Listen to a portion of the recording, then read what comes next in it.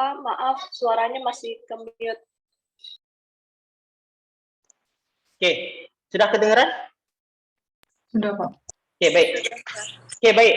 Kita hari ini akan membahas tentang educational research, tapi secara umum kita hanya membahas tentang riset. Jadi baik itu dia pendidikan, baik bahasa, baik sastra ataupun literasi, itu semua risetnya itu sama sebenarnya. Oke, untuk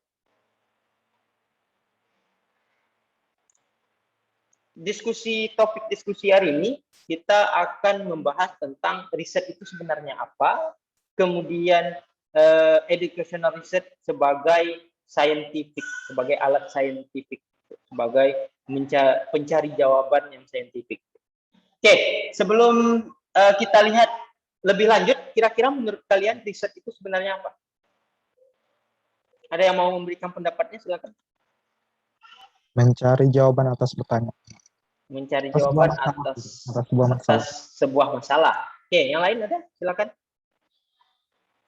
Mencari sesuatu lebih dalam, Pak.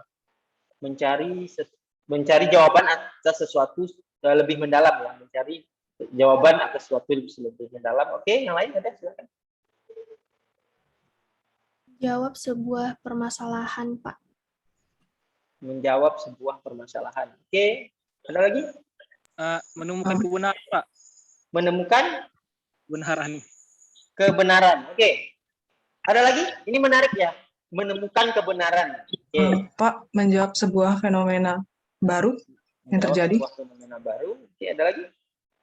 Proses merevisi fakta-fakta.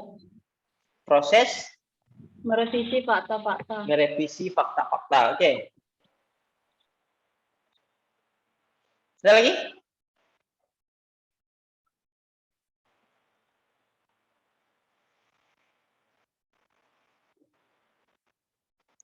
Oke, nggak ada ya. Oke, ini ada pertanyaan lagi dari siapa nih tadi? Saya jawab ini dulu ya, dari Cukemala. Untuk final apa bentuknya? Bentuknya nanti kemungkinan besar kalian akan nulis sejenis mini riset ya, sejenis mini riset. Jadi bukan kalau misalnya di kelas essay kan kalian nulis essay. Kalau di riset kita nanti akan menulis mini riset. Bukan seperti proposal, tapi lebih kecil lagi dari proposal. Paling nanti ada problem, ada metodologi, ada cara mencari jawaban dari pertanyaan itu. Jadi nggak terlalu susah. Nanti ya masih jauh untuk finalnya. Oke, baik ya. Tadi udah banyak jawabannya. Hampir semua jawabannya itu benar. Riset itu pada intinya adalah membuat jawaban dari sebuah pertanyaan menjadi akademis. Jadi misalnya gini, kenapa anak menangis? Misal. Jawabannya karena dia lapar, misalnya. Karena dia kesakitan, karena dia kedinginan. Itu kita bisa jawab, gitu. Kita bisa mencari jawaban itu dengan langsung nanya ke anaknya, gitu, atau nanya ke orang tuanya. Tetapi itu belum bisa disebut sebagai riset karena belum disusun secara sistematis. Jadi riset, kalau bisa kita simpulkan, riset itu adalah sebuah prosedur untuk membuat jawaban dari satu pertanyaan menjadi lebih bersifat akademis dan sistematis. Itu dia. Nanti kita coba lihat dari pendapat ahlinya apa sebenarnya itu riset. Oke, next kita lanjut. What is research? Oke. Kalau menurut Sinunan, riset itu adalah a systematic process. Jadi harus sistematis ya. Systematic process of inquiry consisting of 3 elements. Jadi harus ada 3 elemen minimal ya. Minimal harus ada tiga hal yang ada di dalam sebuah riset. Yang pertama itu adalah question, problem, atau hipotesis. Jadi boleh pertanyaan, boleh masalah, boleh hipotesis. Ya, kalau question misalnya yang seperti tadi, mengapa bayi menangis? Itu pertanyaan. Kemudian kalau masalah, misalnya ada masalah kenapa orang-orang suka masalah yang sering kita lihat misalnya di lampu merah, kenapa orang-orang suka menerobos lampu merah? Itu kan sebuah masalah ya. Atau di lampu merah itu sering terjadi tabrakan. Itu kan sebuah masalah. Nah, itu yang kita cari kenapa itu bisa terjadi, apa penyebabnya, itu problem. Atau hipotesis. Misalnya hipotesis kita buat misalnya orang-orang yang terburu-buru akan menyebabkan mereka menerobos lampu merah. Misalnya itu hipotesis kita. Maka kita akan nanti membuktikan hipotesis itu di dalam riset kita. Oke, itu dia. Kemudian yang kedua adalah data. Jadi ketika ada pertanyaan, ada masalah, ada hipotesis, itu harus ada sumber datanya, harus ada datanya untuk bisa menjawab pertanyaan itu. Kemudian yang ketiga, data yang sudah ada itu harus dilakukan analisis, kemudian baru dilakukan interpretasi atau dibuat kesimpulannya. Jadi itu ya 3 hal. Yang pertama harus ada question, ada data, ada analisis.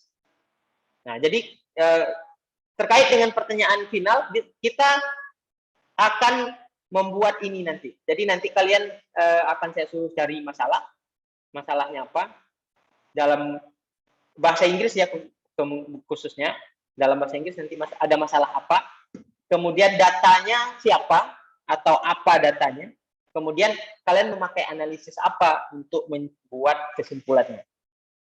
Jadi kira-kira seperti itu yang akan menjadi tugas final kalian. Jadi boleh dari sekarang mungkin dipikirkan kira-kira ada masalah apa di dalam bahasa Inggris, di dalam sastra Inggris, di dalam pembelajaran bahasa Inggris, boleh. Jadi masalahnya kemudian untuk menjawab, walaupun kalian sudah tahu jawaban dari masalah itu, kalian tetap harus tidak boleh langsung jawabannya, tapi datanya dulu. Datanya kalian akan mencari jawaban itu dari data mana. Kemudian baru melakukan analisisnya, analisis apa. Oke. Ketiga tahapan ini, baik itu pertanyaan, problem, data, kemudian analisis, itu nanti akan kita bahas semuanya.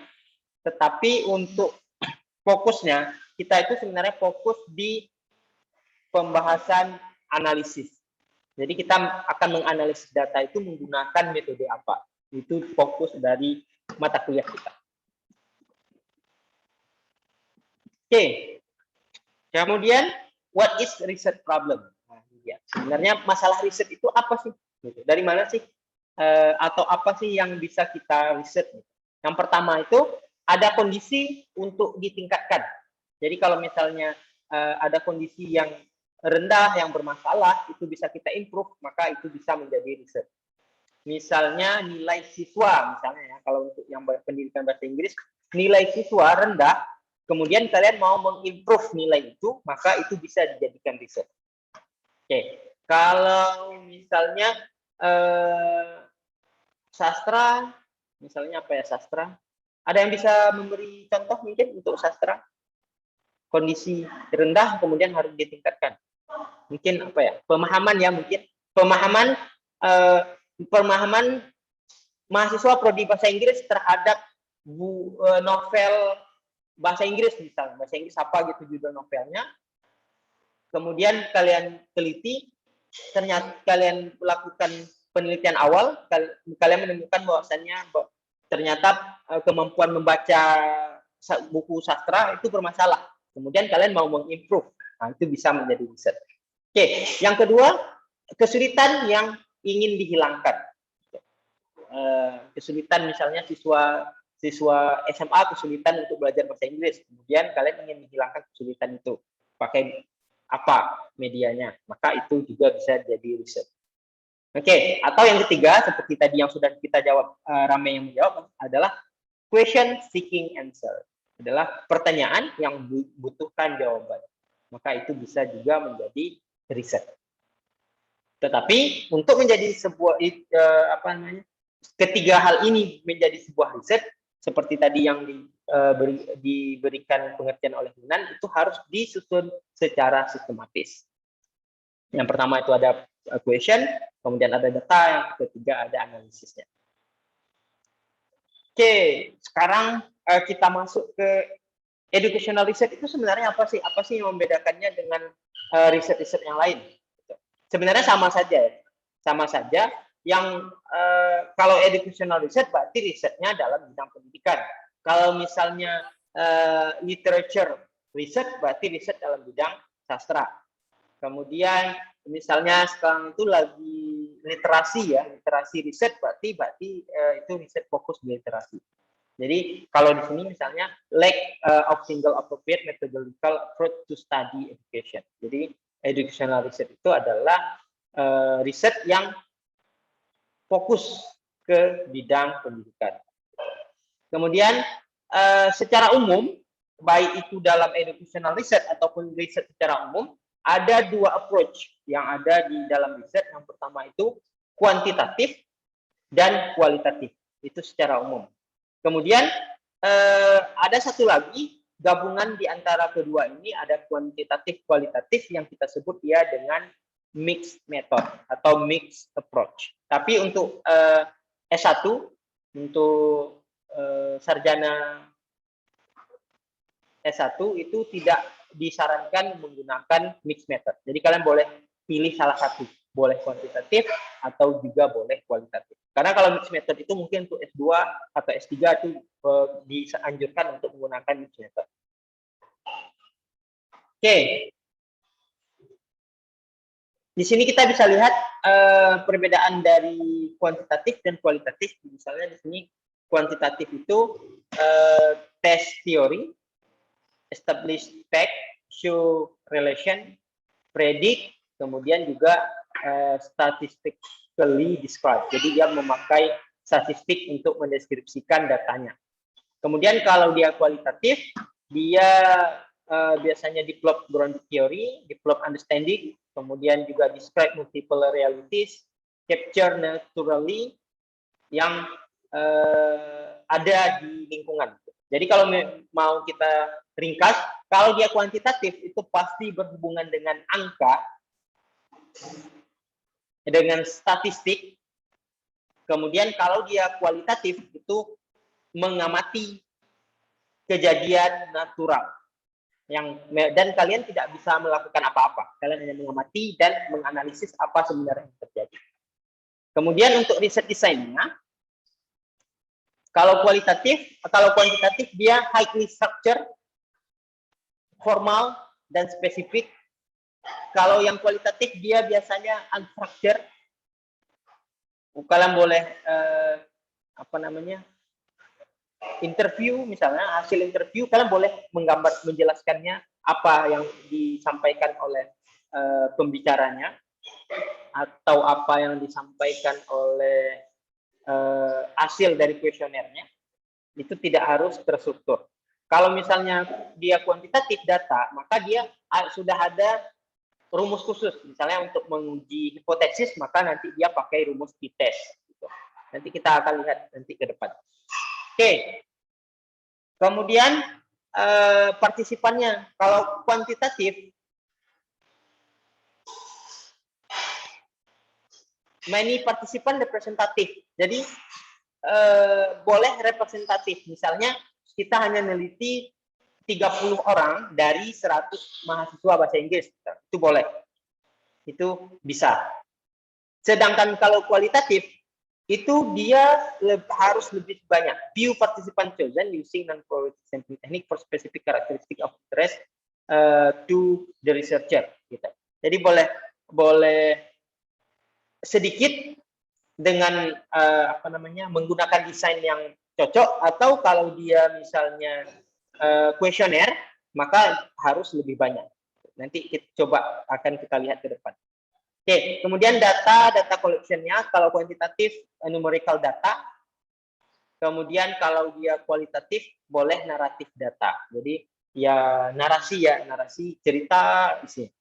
Oke, nanti untuk lebih pahamnya kalian nanti akan menganalisis kalian nanti cari jurnal tentang pendidikan atau tentang bahasa Inggris atau tentang sastra, boleh apa saja yang terkait dengan prodi masing-masing, dan kalian akan melakukan analisis, kalian lihat dia pakai apa, pakai kuantitatif, pakai kualitatif, kemudian bagaimana cara dia menggunakan. Oke, untuk tugas pertemuan 1 ya, nanti bisa dilihat di sepadan. Oke, kemudian untuk research rule, kalau dia kuantitatif, itu si researcher boleh menjadi bagian dari risetnya. Misalnya kalian melakukan eksperimen, ngajar di sekolah, maka berarti kalian sudah sebagai bagian dari penelitian itu sendiri. Tetapi kalau dia kualitatif, partisipan itu hanya sebagai observer atau reporter dari apa yang dia amati di kejadian tersebut. Gitu. Jadi misalnya ada orang tabrakan, kalian tinggal menceritakannya apa yang terjadi. Kalau dia kuantitatif, maka kalian yang terlibat di dalamnya. Bisa jadi kalian yang ikut tabrak gitu. Kalau misalnya contohnya tabrakan. Oke, gitu. Jadi nanti ketika kalian nulis skripsi, ketika kalian nulis proposal skripsi, maka kalian harus memilih salah satu. Apakah kalian lebih menyukai angka sehingga menggunakan pendekatan kuantitatif, atau lebih suka bercerita menggunakan pendekatan kualitatif. Kemudian untuk konteks, kalau kuantitatif itu bisa dimanipulasi atau dikontrol. Seperti tadi ya, misalnya ada siswa yang bahasa Inggrisnya tidak bagus, kemudian kita berikan sesuatu metode sehingga dia bisa bagus. Itu berarti kan kita memanipulasi, kita mengontrol perkembangan anaknya. Sedangkan kualitatif itu dia natural setting. Jadi kalau misalnya kalian ke kelas, kalian lihat guru ngajar, kalian lihat reaksi muridnya bagaimana, berarti itu kalian nggak bisa ngapa-ngapain gitu. Kalian hanya melaporkan apa yang terjadi. Gurunya ngajar bagaimana, siswanya merespon bagaimana. Oke, kemudian apa yang bisa menjadi riset, khususnya di dalam bidang bahasa. Coba kita lihat. Ini dia yang pertama, strictly speaking anything in language teaching. Jadi untuk pengajaran bahasa, untuk pendidikan bahasa Inggris, itu kalian boleh meneliti apa saja yang ada di dalam language teaching. Apa saja, boleh gurunya, mahasiswanya, boleh dosennya, boleh mahasiswanya, boleh bahan ajarnya, itu bisa kalian riset. Kemudian yang pasti kalian harus cari masalah dulu. Kalau nggak ada masalah, ngapain dibuat riset? Karena tadi syaratnya harus ada problem, data, dan analisis. Oke, secara umum ada language policy, itu bisa kalian riset. Kemudian silabus, kurikulum, material, teaching material, textbook, itu bisa kalian riset. Sekarang juga sudah teknologi ya, teknologi juga bisa kalian riset. Teaching methodology juga bisa kalian riset. Kemudian specific skill, misalnya bisa speaking, reading, listening, kemudian apa satu lagi, writing, kemudian bisa vocabulary, bisa analisis linguistik, analisis sastra, itu juga bisa. Kemudian boleh teaching grammar atau vocabulary dan lain sebagainya yang ada di dalam bahasa. Kemudian language for specific purpose, ESP, English for specific purpose. Kemudian bisa culture, bisa motivation, bisa afektif, bisa apa ya? Kalau yang sastra itu biasanya tentang itu karakter si penulis, karakter tokoh utama dan lain sebagainya, itu bisa. Selama dia masih di ranah bahasa, itu bisa kalian jadikan topik riset kalian. Oke. Kemudian kalau misalnya orang, siapa yang bisa kalian riset?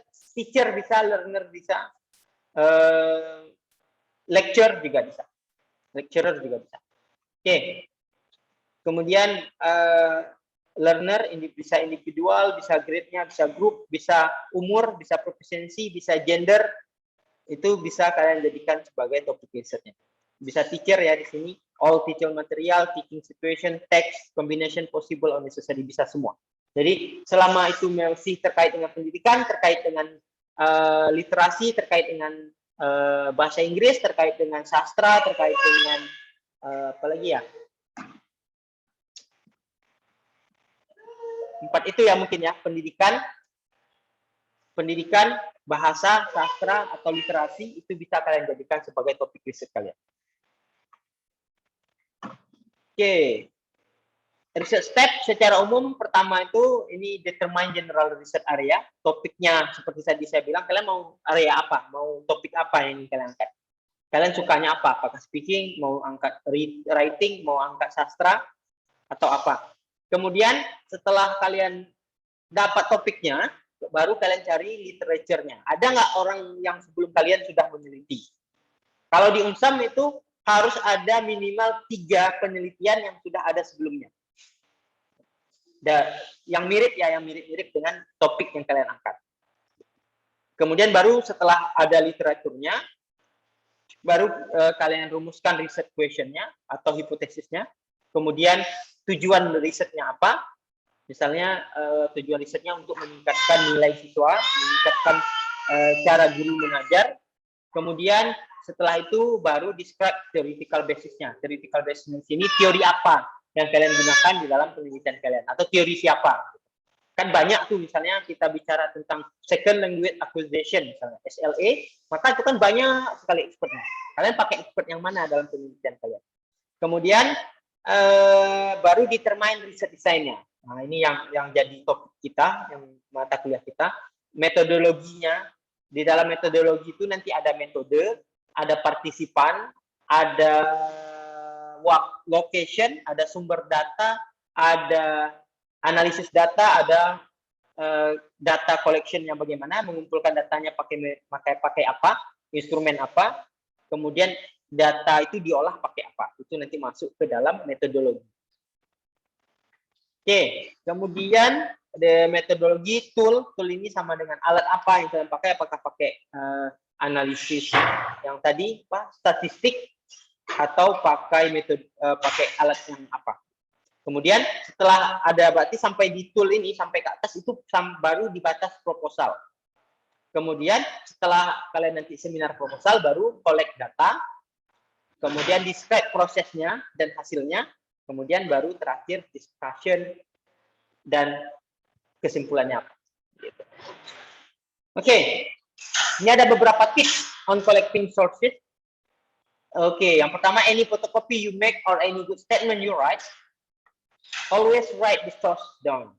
Jadi supaya nanti kalian kan baca gitu, terus oh ini kayaknya bisa nih jadi topik riset saya. Kalian tulis sumbernya siapa, penulisnya siapa, publikasinya tanggal berapa, judul bukunya apa, kemudian kalau ada URL-nya URL-nya apa, atau kalau misalnya dia buku cetak, pencetaknya siapa, publisher-nya siapa, itu kalian tulis. Supaya nanti ketika kalian kutip di dalam tulisan kalian, itu sudah ada sumbernya. Ya. Oke, kemudian the purpose of research. Riset itu ada berbagai macam tujuannya. Kalau kita lihat secara tujuan, maka riset itu ada 5 ya. Ada 5 kalau kita lihat secara tujuan.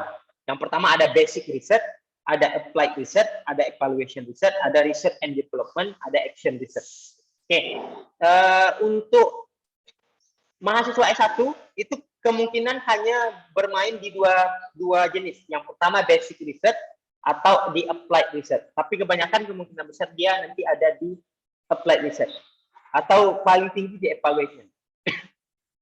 Untuk R&D research atau research and development ini mungkin tidak bisa dilakukan oleh mahasiswa S1 karena akan membutuhkan waktu yang agak panjang dan nanti kalian nggak tamat-tamat. Apalagi kalau kalian mau melakukan action research.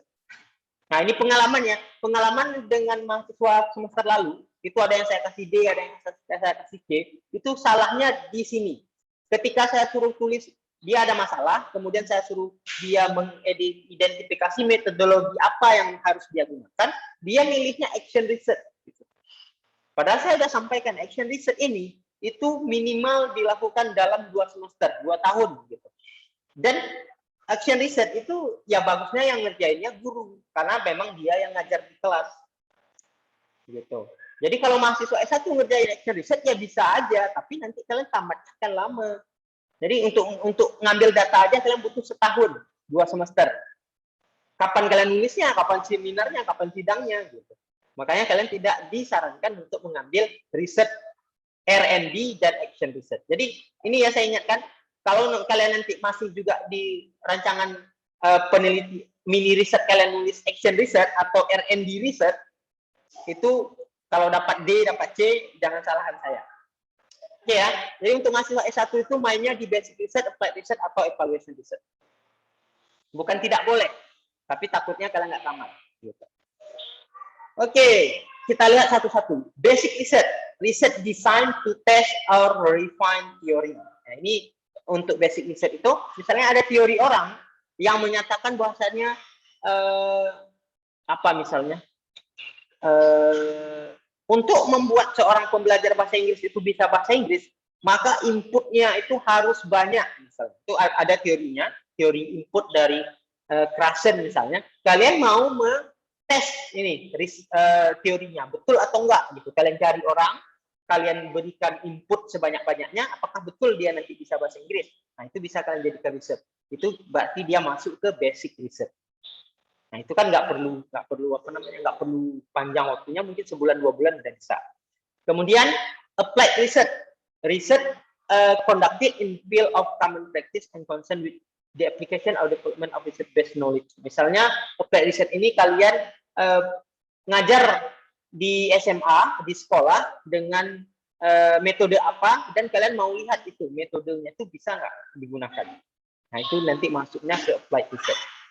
Oke, atau yang ketiga, evaluation research. Research designed to assess merit and what a specific practice in terms of the value operating outside. Ini contoh konkretnya, misalnya kalian mengevaluasi proses pembelajaran di sekolah. Gurunya kalian observasi. Misalnya kalian pakai teorinya CTL misalnya, conceptual teaching learning. Kalian mau tahu gurunya udah pakai CTL nggak? Atau inquiry teknik, dia udah pakai inquiry nggak? Maka itu nanti masuknya ke evaluation. Oke, sedangkan R&D, research for developing a document in school. Jadi R&D ini kalian mau membuat buku ajar, mau membuat modul, mau membuat apalagi buku cetak misalnya, ini pakainya R&D. Itu kan sangat panjang ya, makanya tidak disarankan untuk mahasiswa S1 memakai R&D. Kemudian kalau action research, research designed to solve a specific classroom or school problem, improve practice, or make decision at single local site. Makanya action research ini dia kalian ngajar di kelas, kemudian ada masalahnya itu didiskusikan, diajarkan lagi, kemudian didiskusikan lagi, diajarkan lagi, didiskusikan lagi sampai 3 cycle. Makanya dia membutuhkan waktu yang sangat panjang. Makanya kalian tidak disarankan untuk melakukan action research. Oke. Action research design, ini ya, ada systematic investigation, emphasis on teacher, counselor, administrator, bringing together characteristic of systematic inquiry and practice. Makanya kenapa tadi action research itu tidak disarankan, karena dia harus mencakup ini, ada systematic investigasi, kemudian ada harus berfokus ke guru dan konselor, administrator yang ada di sekolah itu, yang harus kalian selesaikan masalahnya. Kemudian juga harus sistematik di dalam praktisnya. Jadi harus ada prakteknya, kemudian hasil prakteknya itu yang jadi laporan akhirnya. Oke, kita lanjut ke, sebelum kita lanjut, kira-kira ada pertanyaan terkait dengan riset?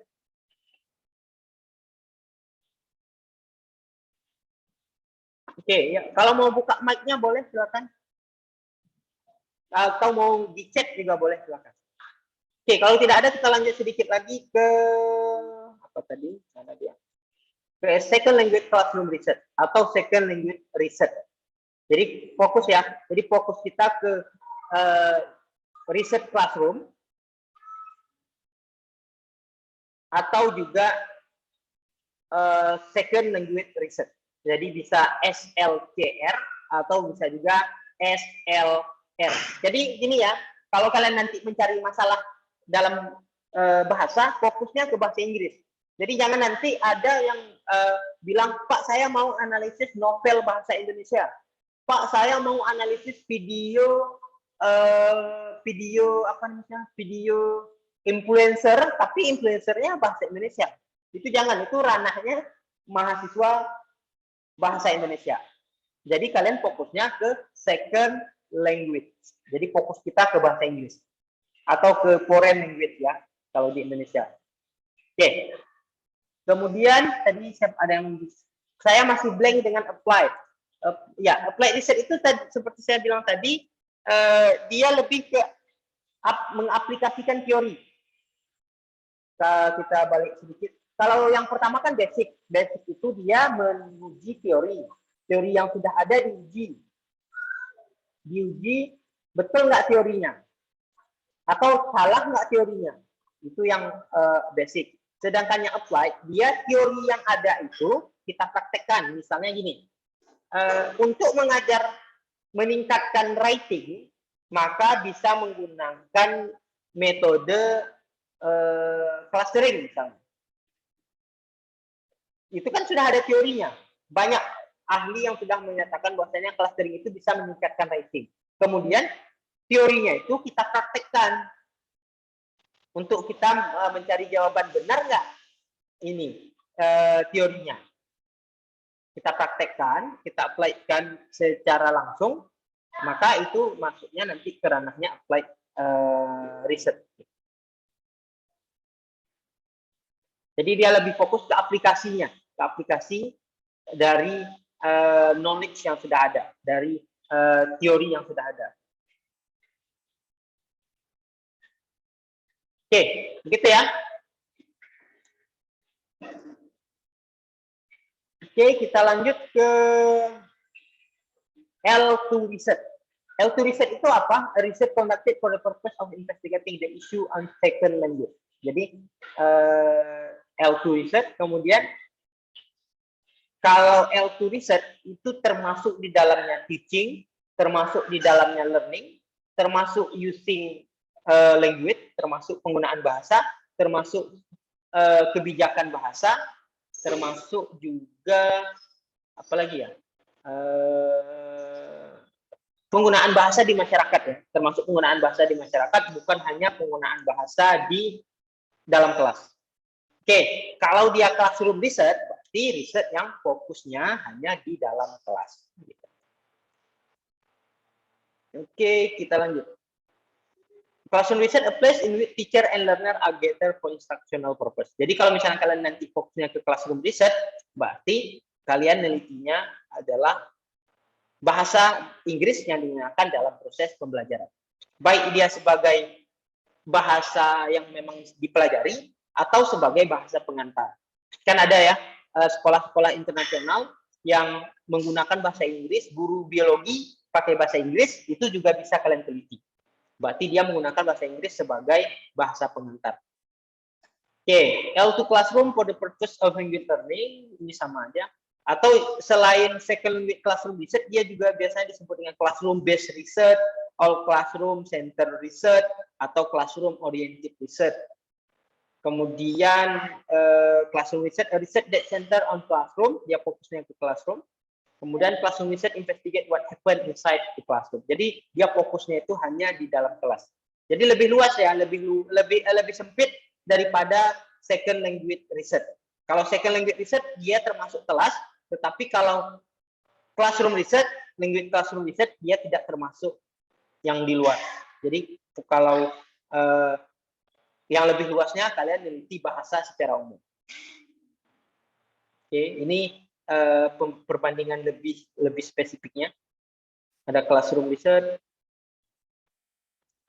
itu apa, kemudian mengapa, classroom research, teacher research, and action research-nya ada perbandingannya, nanti bisa kalian lihat sendiri. Kemudian ini center on the classroom, apa saja yang dalam kelas itu yang bisa kalian teliti, bisa teaching material, silabus, RPP, kemudian learner and achievement score, bisa student attitude, the way of teacher teaching, teacher-student interaction, teacher journal, recording of student speech, student written work, teaching method, teacher handbook, student handbook, virtual classroom, teaching laboratory, language laboratory, dan lain sebagainya. Jadi banyak yang bisa kalian teliti. Oke. Atau bisa juga kalian teliti tentang classroom discourse, interaksi khusus antara guru dengan siswa dan antara siswa dengan siswa selama pelajaran berlangsung, itu juga bisa jadi topik penelitian, namanya classroom research. Kemudian bisa juga data pembelajar, non-linguistic performance, bisa reaksi yang berhubungan dengan stimulus linguistik, ukuran pemahaman non-verbal, penilaian secara gramatikal, dan lain sebagainya.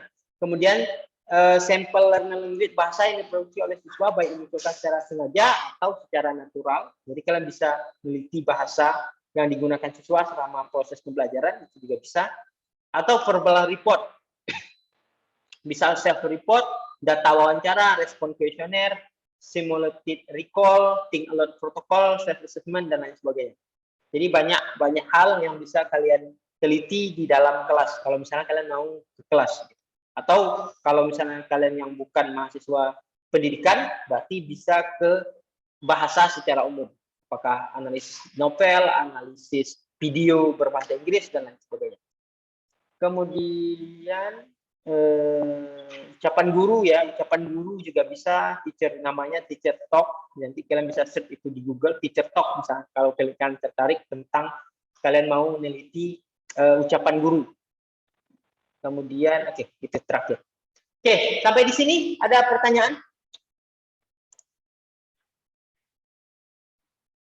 Ada pertanyaan? Pak, saya Ya, ingin silakan. bertanya. Kalau untuk penelitian, tapi kita meminjam konsep dari field yang lain, bisa nggak ya Pak? Misalnya saya menggunakan, misalnya saya meneliti linguistik, tapi saya juga menelitinya juga pakai psikologi Pak. Atau hanya salah satu aja? Bisa. Kalau dengan psikologi itu masih bisa ya, masih bisa disambung. Kan memang ada mata kuliah psikolinguistik. Ada ya? Nah, itu masih bisa nyambung kalau misalnya psikologi dengan bahasa. Kemudian ada sebenarnya sih bidang lain, misalnya biolinguistik, ada biologi dengan linguistik. Tapi untuk itu kalian harus hati-hati untuk melihat ada nggak referensinya. Sampai sekarang biolinguistik itu sangat sedikit yang menelitinya. Yang sering dihubungkan itu kalau linguistik itu kalau bahasa dengan sosiolinguistik dengan sosial atau dengan psikologi. Jadi bisa larinya ke psikolinguistik, bisa juga larinya ke psikolinguistik. Gitu. Kalau psikolinguistik mungkin bisa meneliti apa ya? Apa kira-kira Stephanie ada ide untuk psiko? Ada Pak. Ini language grooming in online sexual coercion. Oke, itu bisa ya, bisa juga. Oke, itu bisa masuknya, berarti nanti masuknya analisis psikologi gitu. Atau kalau misalnya contoh lain, kalau sosiolinguistik misalnya analisis tentang gender. Kalian mau lihat perbedaan gender antara laki-laki dan perempuan dalam berbahasa itu beda nggak? Gitu. Nanti boleh lihat speaking-nya, boleh lihat writing-nya. Itu berarti larinya ke sosiolinguistik. Atau yang ada nih yang abang liting di Unsam angkatan semester 7, dia meneliti tentang bola gitu. Jadi dia melihat register atau terminologi yang digunakan oleh komentator bola itu bisa nggak dipahami oleh penonton bola. Itu kan nanti jatuh masuknya ke sosiolinguistik. Jadi dia mau melihat aspek sosial dari si penonton bola ini, mereka paham nggak? Jadi masih bisa ya, bahasa itu sangat bisa dikembangkan dengan bidang lain. Tetapi kalau misalnya gini ya, misalnya bahasa mau diteliti dengan bidang kedokteran, itu bisa-bisa aja. Tapi kan nanti kalian akan kesusahan untuk mencari orang yang ahli di bidang kedokteran untuk bisa kalian ajak terlibat di penelitian kalian S1. Ya, akhirnya nanti kalian akan membutuhkan waktu yang lebih lama. Itu saja sih masalahnya kalau misalnya kalian mau meneliti bahasa di lintas batas ya, di lintas prodi, di lintas keilmuan, sebenarnya itu lebih bagus gitu, itu lebih menarik.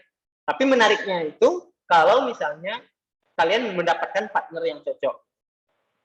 Tapi kalau misalnya ke psikolinguistik atau sosiolinguistik itu nggak masalah, itu masih bisa di-cover sama dosen bahasa Inggris atau dosen di prodi kalian masing-masing. Tapi kalau udah larinya nanti ke misalnya ke biolinguistik atau ke kedokteran, mungkin apa ya namanya, nggak tahu saya ada banyak atau enggak. Intinya mungkin kalian mau lihat secara kesehatan bahasa itu bagaimana misalnya. itu nanti kan kalian butuh orang yang ahli bahasa, ahli kesehatan.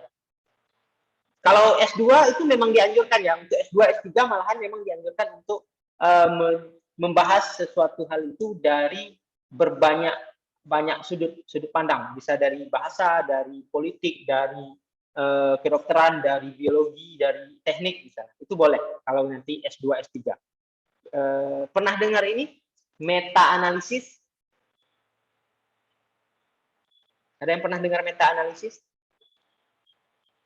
Nah, kalau meta-analisis itu seperti itu. Satu masalah dipandang atau dianalisis dari berbagai sudut. Gitu. Misalnya, contohnya misalnya, kenapa bahasa Inggris tidak dijadikan sebagai bahasa kedua di Indonesia?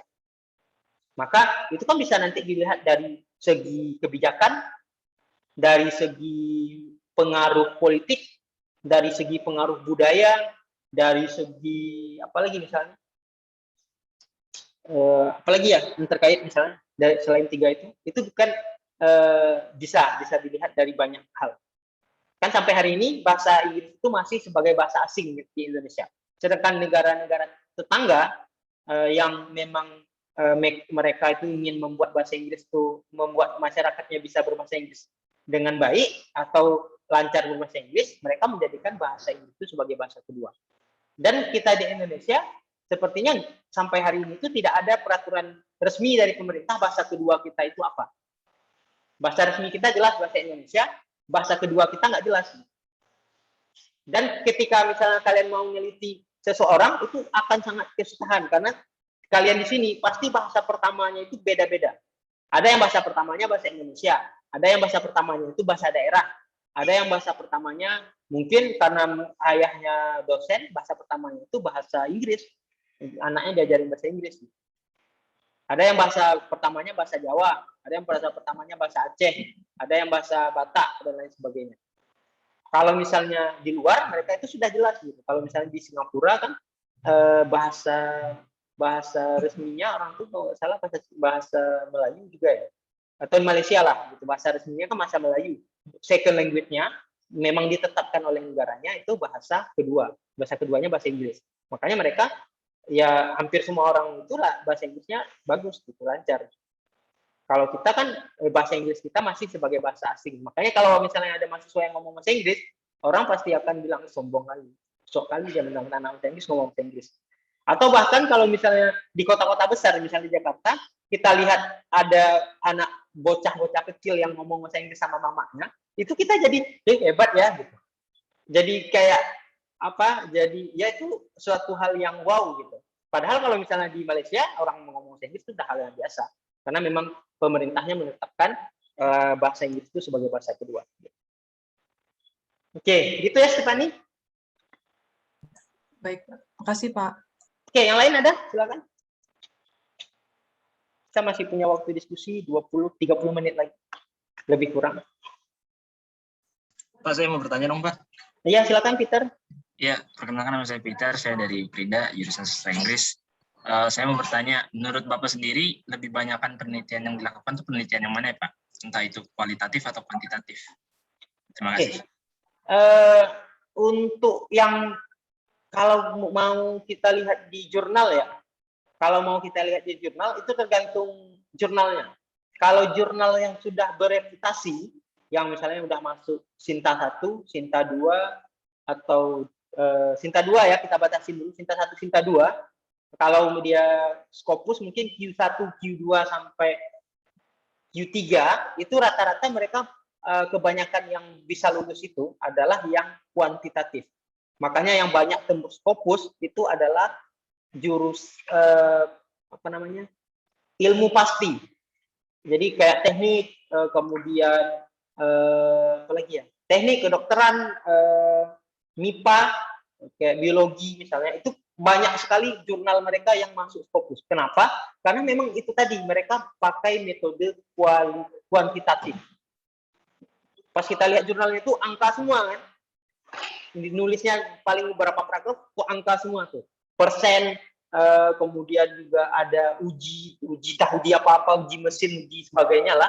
Makanya kalau kita lihat trennya, yang banyak itu memang kuantitatif gitu. Tetapi untuk bidang-bidang tertentu, misalnya bahasa, kemudian misalnya mungkin politik, budaya, sejarah, itu nggak bisa dia murni kuantitatif, karena itu susah kali. Misalnya mau menggambarkan bagaimana proses misalnya proses kemerdekaan Indonesia, misalnya mau kita teliti, itu kan susah kalau misalnya kita memakai angka, hanya pakai angka, misalnya jumlah pejuang yang gugur sekian sekian, itu kan agak susah.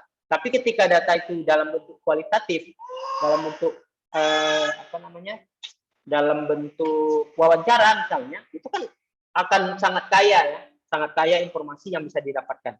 Kemudian kalau terkait bidang bahasa khususnya, itu tergantung topiknya apa. Kalau misalnya dia analisis novel, misalnya kita ambil misalnya contohnya analisis novel, itu bisa dikuantitatifkan, bisa juga dikualitatifkan, tergantung tujuan penelitiannya apa. Kalau misalnya tujuan penelitiannya mau melihat seberapa banyak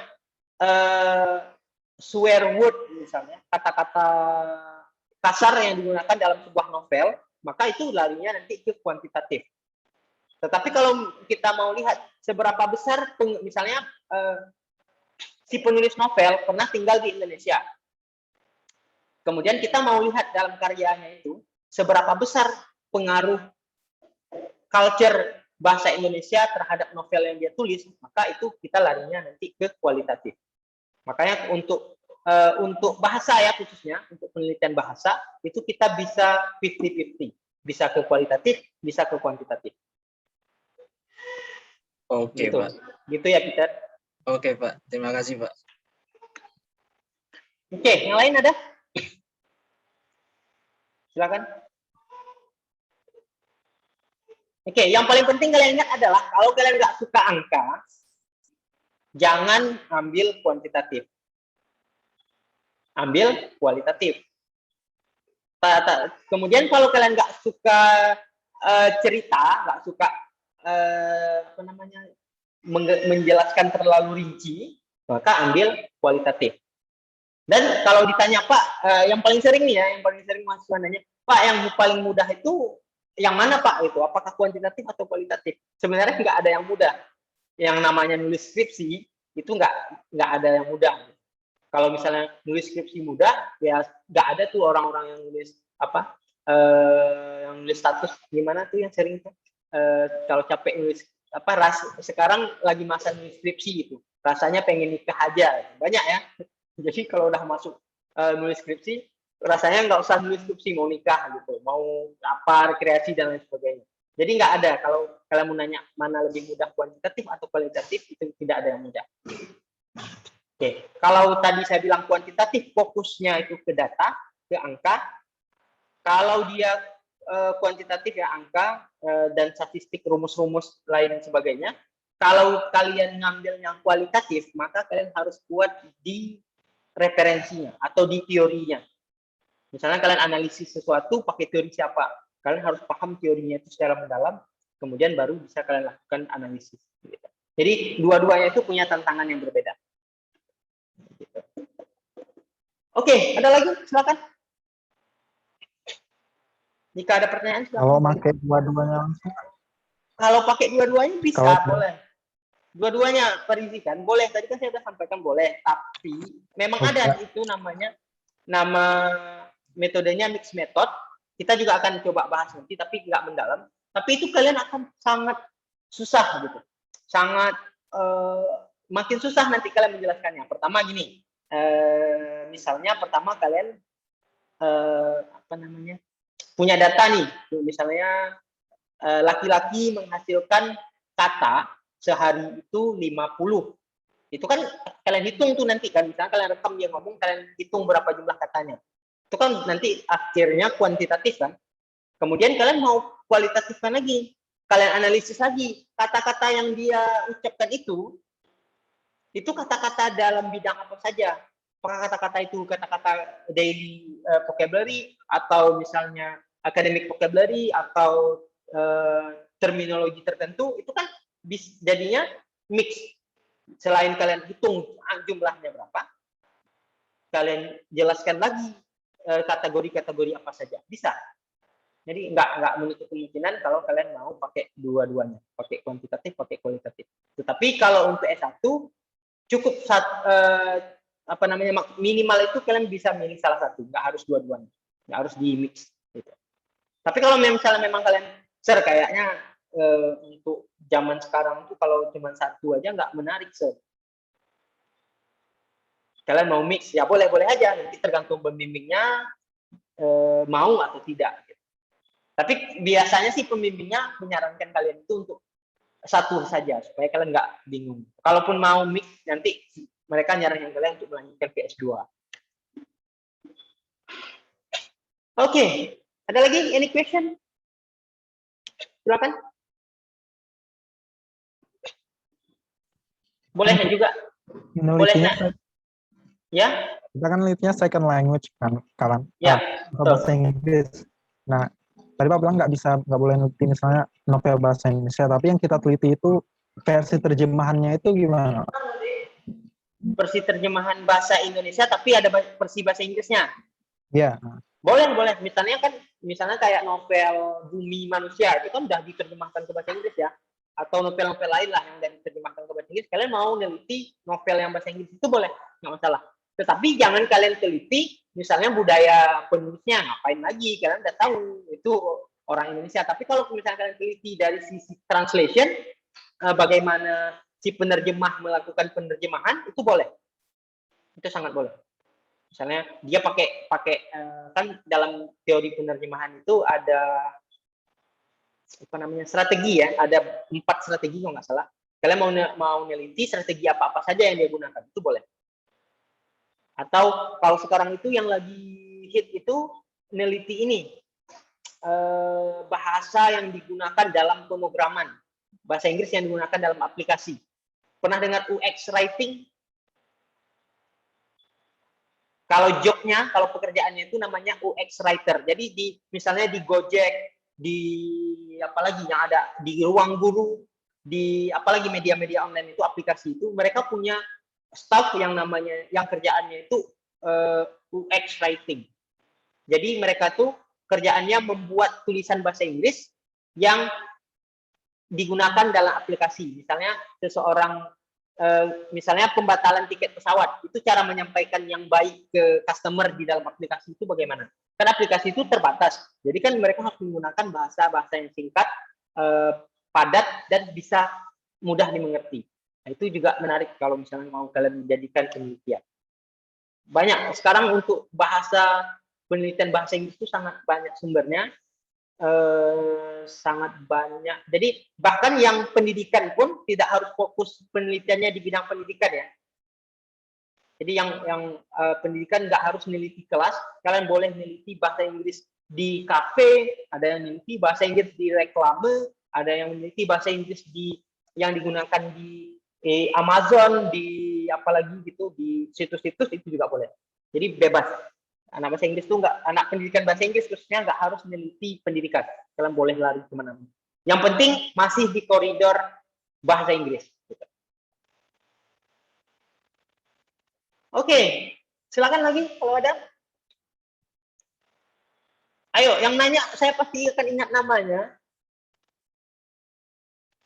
Dan saya yakin nanti ya, kita bisa lihat di pertemuan kedua nanti mereka lagi yang nanya, pertemuan ketiga mereka lagi yang nanya, pertemuan keempat nanti mereka lagi yang nanya. Ayo yang biasanya takut di kelas lain, silakan tanya di kelas ini, nggak apa-apa. Tanya hal yang nggak nyambung sama materi ini juga boleh. Kalian mau nanya apa misalnya, bisa saya jawab kan saya jawab, silakan. Atau ada yang mau nanya tugas boleh. Ada yang udah lihat tugas di Spada boleh. Kalau ada yang nggak ngerti boleh ditanya.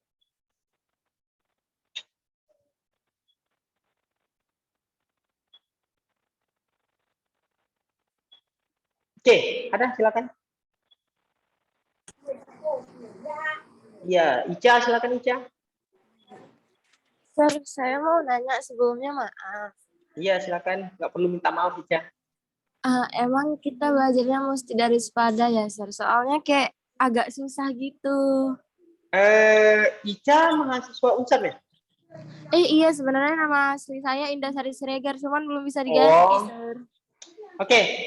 Yang unsam itu sebenarnya nggak wajib kalian masuk Sepada. Gitu. Tapi karena memang nanti tugasnya itu adanya di Sepada, ya kalian harus pakai Sepada. Kalau misalnya Ica kenapa Ica nggak bisa masuk Sepada, Ica? Bukan nggak bisa, Sir, kayak lebih ribet gitu. Sebenarnya nggak ribet karena kita baru pakai pertama. Sebenarnya kalau di Unsam itu kita sebenarnya juga harus pakai LMS ya. Kita punya e-learning Unsam. Itu lebih ribet lagi daripada Sepada. Banyak kali tombol tahap apa. Kemudian bahkan di teknik Unsam itu mereka pakai LMS sendiri. Mereka nggak pakai punya Unsam karena punya Unsam itu nggak bagus mereka bilang. Karena teknik kan mereka memang punya pengembang sendiri. Dan sekarang karena saya nggak pernah pakai tuh yang e-learning Unsam, karena memang agak susah. Dan kebetulan saja saya bisa ada pertukaran mahasiswa nasional, ya udah makanya saya pakai Sepada. Dan Sepada ini itu agak lebih mudah daripada LMS Unsam. Bahkan dosen-dosen lain kalau nggak salah mereka pakai Google Classroom ya. Kalau misalnya kalian kuliah sama dosen lain, baik Google Classroom. Jadi kita belajar aja, Ica, belajar sama-sama.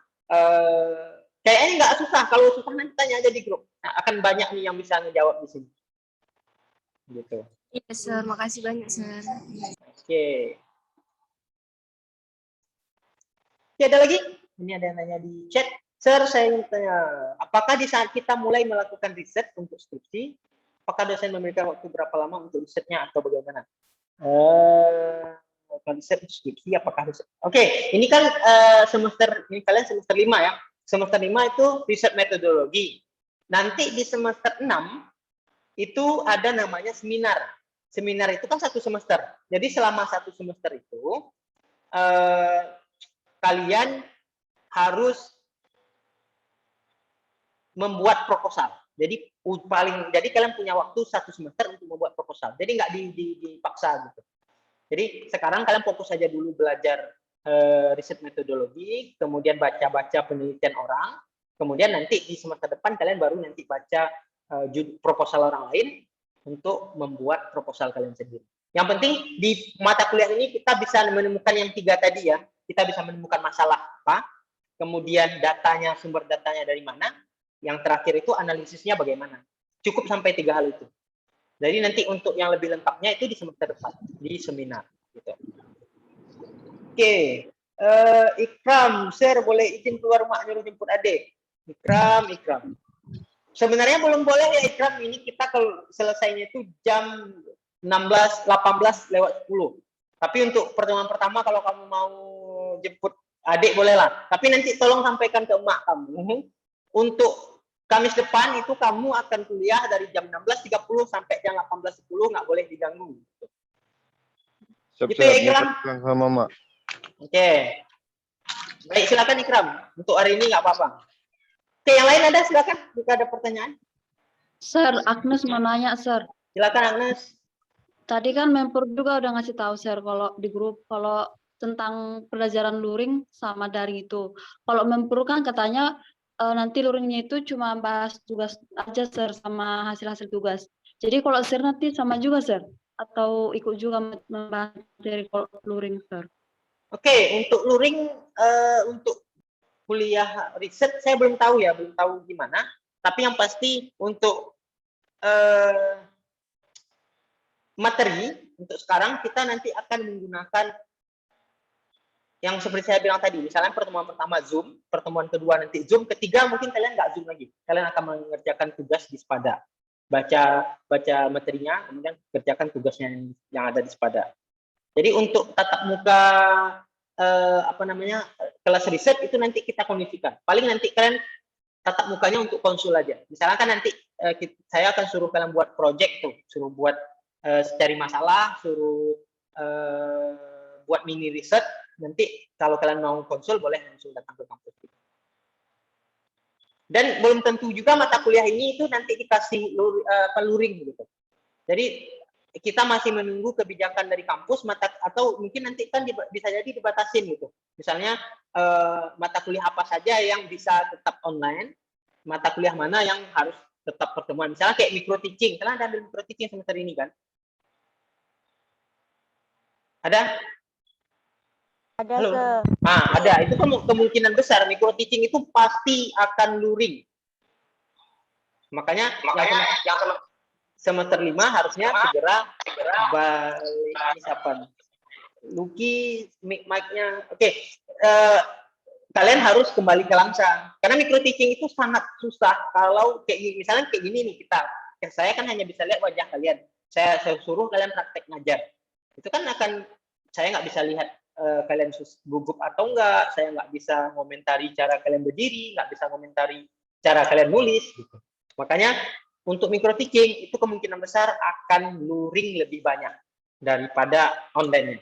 Mungkin pertemuan 1, 2, 3, 4 itu mungkin online, atau 5 lah, pertemuan 5 online. Setelahnya itu kemungkinan besar akan tatap muka. Itu untuk kelas micro teaching. Untuk riset metodologi kemungkinan besar kita akan lebih banyak online-nya daripada tatap mukanya, gitu. Gitu ya Agnes. Jadi mungkin kalian masih bisa kalkulasi dulu lah, karena kan memang belum ada surat resminya.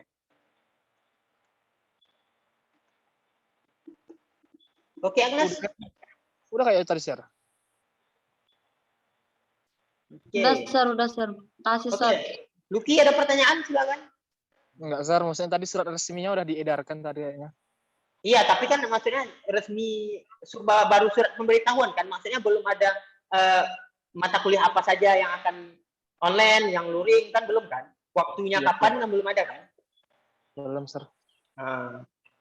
Kalau untuk keputusan blended-nya udah, jadi semester ini kita itu sudah dipastikan blended. Jadi ada online-nya, ada tatap mukanya. Gitu. Tapi untuk teknisnya kita belum menerima. Belum tahu gimana. Oke, ada lagi silakan. Sir, Ya. kan MK Micro Teaching itu kan dosennya ada sebenarnya 2, Sir Surya dengan Miss Fiza. Itu pada saat enggak. Dosen sebenarnya itu ada Miss Rahmi dan Miss Fiza. Jadi unit 1 dipegang Miss Fiza, unit 2 dipegang Bu Rahmi. Jadi saya nanti hanya mengasistensi Bu Fiza. Bu Fiza kan dosen baru. Jadi nanti saya akan masuk untuk ngawanin aja. Oh, berarti tetap masuk, Pak? Tetap masuk. Siapa masuk saya? Ya, saya tetap masuk. Kalau misalnya memang saya sempat, saya akan tetap masuk. Gitu. Kalau ini luringnya online ya? Online, maksudnya kita cerita online. Kalau luringnya saya belum tahu nanti. Karena kalau online kan kita kalau luring kan nggak bisa digabung. Kalau misalnya di kelas, kan nggak ada kelas kita yang besar yang bisa nampung kalian semua. Pasti nanti kemungkinan besar saya akan mendampingi Bu Fiza di unit 1, Bu Rahmi tetap sendiri. Gitu. Atau kalau misalnya memang waktunya beda, mungkin kami nanti akan masuk 3-3-nya. Unit 1 hari apa, kami masuk bertiga, unit 2 hari apa, nanti akan masuk bertiga. Oke, silakan ada lagi. Nah, saya, Sir. Ya, silakan mungkin. Tentang pelajaran apa ini, Sir? Tentang mata kuliah kita yang riset metodologi ini, memang kita masuknya itu harus sore, Sir? Iya, harus sore. Karena jadwal kita kan jadwal nasional ya. Jadwal kita itu kita ngikut jadwal nasional, jadi kita masuknya sore, Kamis jam 6. Karena kalau pagi nggak ada yang bisa, nggak ada yang semua bisa. Jadi bentrok-bentrok. Gitu Luki ya. Ya Luki gimana? Nah gini, Sir. Saya agak keberatan sih sebenarnya agak masuk sore ini. Soalnya kerjaan juga banyak, Sir. Iya. Sir. Kamu kan sekarang kamu mahasiswa kan? Tugas utama kamu itu kuliah gitu. Bukan ya Bu, saya bukan dilarang kerja, tapi kamu harus menyesuaikan kerja kamu dengan kuliah, bukan kuliah yang menyesuaikan dengan kerja kamu. Saya dulu juga kerja waktu kuliah, tapi ya saya sesuaikan gitu. Jadi tidak ada waktu lain yang bisa kita pindah, karena kita masuknya sama mahasiswa luar UNSAM, ada 25 orang. Jangankan untuk menyamakan di UNSAM, menyamakan yang 25 orang ini aja kemarin susah kali. Bahkan mereka kemarin minta masuknya itu hari Sabtu atau Minggu, atau malam gitu. Maka ini udah jadwal terbaik yang bisa disamakan. Gitu. Gitu ya Lucky. Jadi sesuaikan aja kerja kamu apa, disesuaikan supaya hari Kamis sore itu kamu bisa mengikuti kelas. Baik, Sir. Oke, yang lain ada silakan. Dari saya nggak ada, Pak. Oke, Peter udah. Yang lain silakan kalau ada. Pak, Oke. Ya, silakan. Misalnya luring nanti kami ini apa yang PMM ini nggak bakalan berefek apa-apa. Yang PNM kemungkinan enggak, karena kan kalian apa namanya?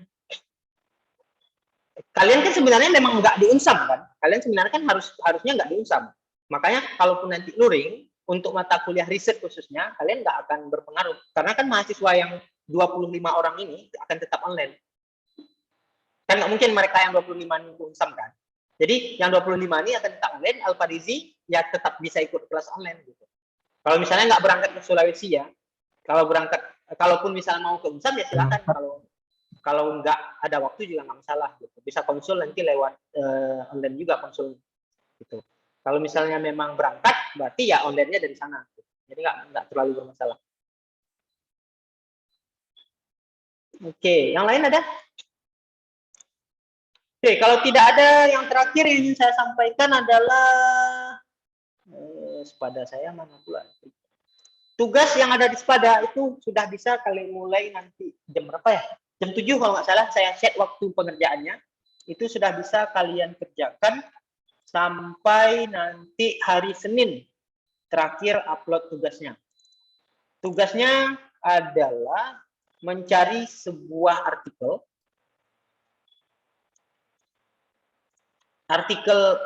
ilmiah ya, berarti kalian harus carinya dari jurnal. Boleh jurnal yang Sinta 1, Sinta 2, boleh juga yang ada hanya ada ISSN-nya, atau boleh juga artikel yang tidak ada ISSN-nya, tapi kalian kutip dari sumber yang terpercaya. Misalnya kan ada tuh yang dari universitas-universitas besar, dan tapi dia bukan jurnal, hanya blog. Hanya artikel biasa yang ada di web universitas, dan kalian mau pakai itu juga boleh. Jadi dipersilakan. Yang pasti sumber artikelnya itu bisa diakses secara daring. Bisa diakses dan lampirkan nanti sumber artikelnya. Baca satu artikel ilmiah terbaru ya.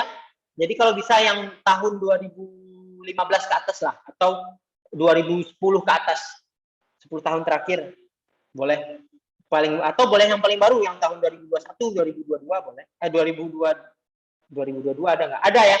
Ada untuk artikel Scopus, yang Scopus itu mereka ada yang sudah terbit untuk tahun 2022.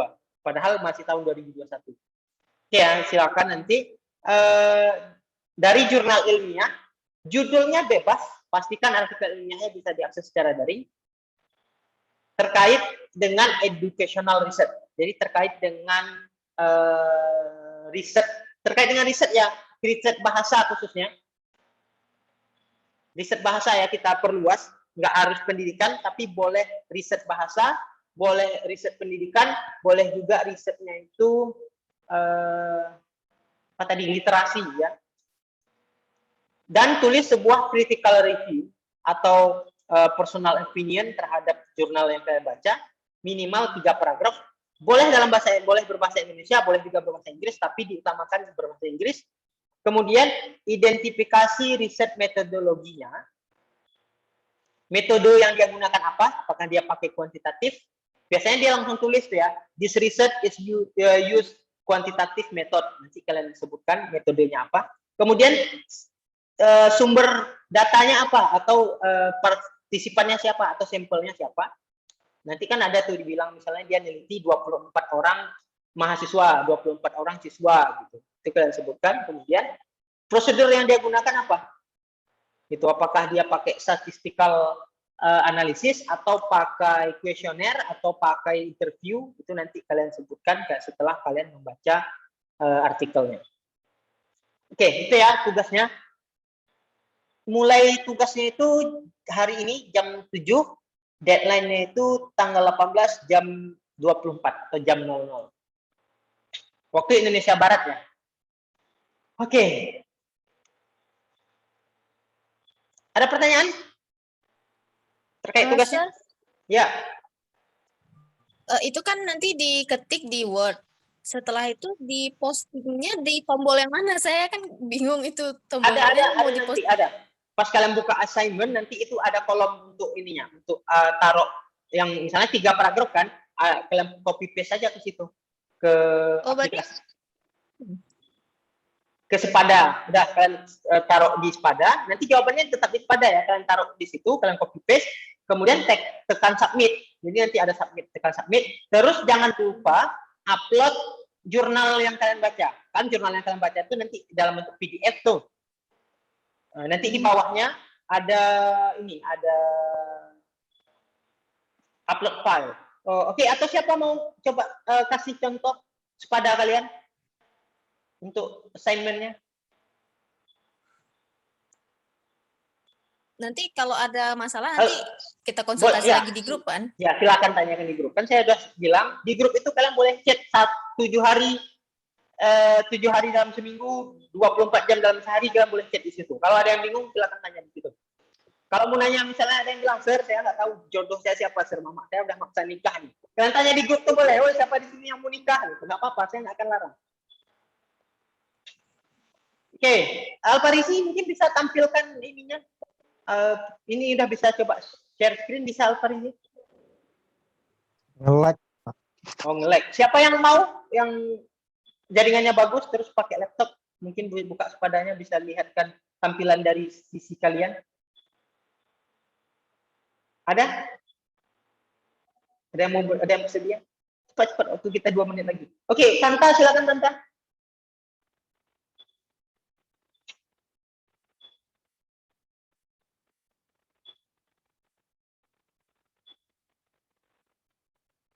Nah, oke. Nah, ini kan masih belum terbuka ya. Masih belum terbuka, you can answer nanti jam 19. Jadi belum kelihatan ini. Nanti kalau nggak salah itu, nanti saya kirim ke grup tadi itu ada yang screenshot dari kelas ini, dari kelas. Oke, Tanta, stop dulu Tanta. Coba saya cek. Tadi dari kelas writing kayaknya ada yang screenshot. Coba saya tampilkan. Bahkan di kelas writing mereka nggak bisa absen karena saya salah ngatur ininya, absennya.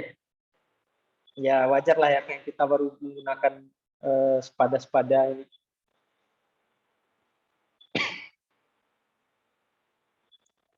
Jaringannya lelet sekali.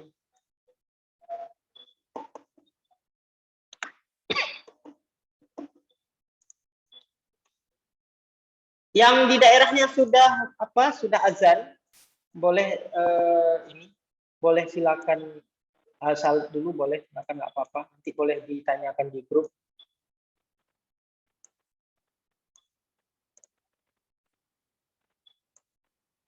Status absen.